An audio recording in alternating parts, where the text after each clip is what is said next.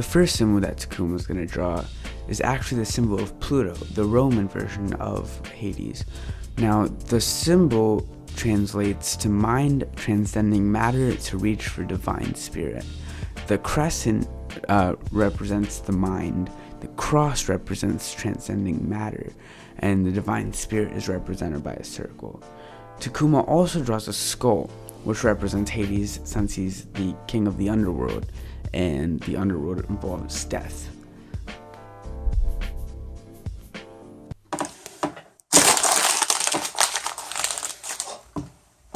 Stop littering, Takuma.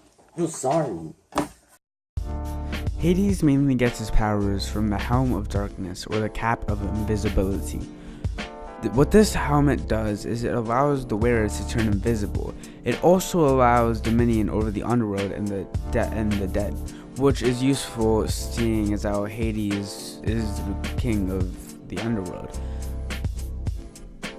Hades has given the helmet to a lot of gods and demigods, such as Perseus to kill Medusa, Hermes to battle the giant Hippolytos, and Athena to help Diomedes.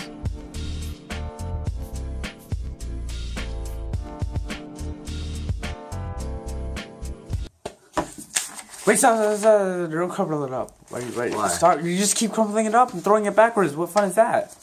Fine, let me try a new way.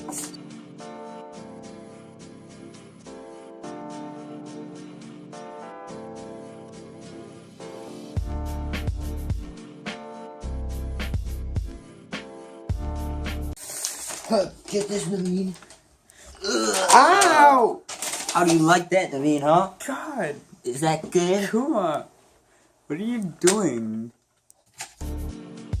Hades' main flaw is his wife, Persephone.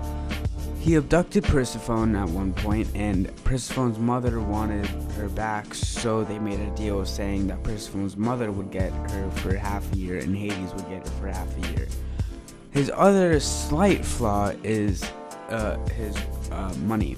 He has a lot of money that he gets because Earth's minerals are near the underworld. It could be a flaw if he misused the money. So this is the background of Hades. Hades started off as a baby. His parents were Rhea and Kronos. Hades was the eldest son. He had two other brothers, Poseidon and Zeus. And his father, Kronos, was a bit psychotic, and what he decided to do was eat his children, because there was a myth saying that his children would eventually overthrow him, and he didn't want that to occur. But his mom didn't like that idea, and instead of feeding him Zeus, she fed him a rock. And what Zeus did was, when Kronos wasn't looking, he put something in his drink to make him regurgitate all of the children. Then, once they were all out of Kronos' body, they went through all-out war with Kronos, and Hades, Zeus, and Poseidon saved the Cyclops. The Cyclops then made them weapons. He gave Zeus a lightning bolt, he gave Poseidon a trident, and he gave Hades the Helm of Darkness, or the Cap of Invisibility. Then, after that, they won the war against Kronos, and they randomly selected who gets what. They decided to give Poseidon the sea, Zeus the sky, and Hades the underworld, which works seeing as how Hades had a very morbid personality. He then fell in love with Persephone, and he did what any other sane person would do. He kidnapped Persephone, and his mom was not very happy with that, and Persephone wasn't either at the start. He then fed Persephone a pomegranate seed so that she couldn't really leave the underworld, and Zeus made him negotiate with Persephone's mother, and what they decided to do was that Persephone would spend half of the year with her mother and half of the year with him. That's pretty much Hades' background. Story time. This is the story of when Hades first showed mercy. It starts off with Orpheus. No, not Morpheus, Orpheus. Orpheus' wife, Eurydice, was in the underworld, and he decided to be a hero and go save her in the underworld. And he found Hades, and he said he played such a good song that Hades agreed. He said, you can take Eurydice back out of the underworld. You can take out Eurydice's soul.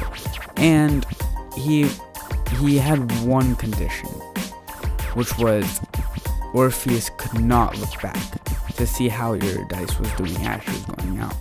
And of course, seeing as how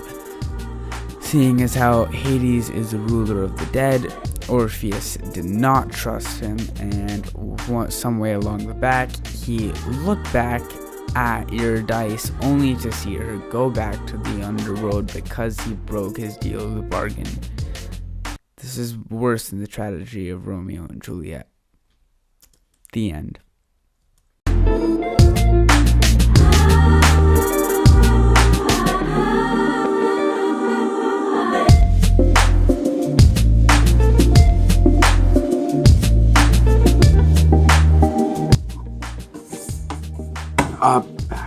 Back a bit. I don't know.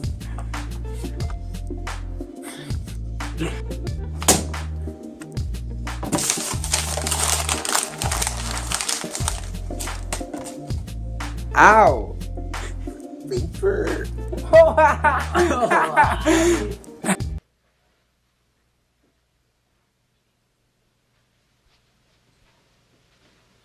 You're still here?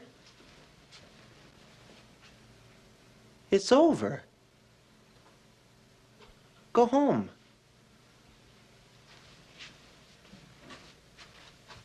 Go.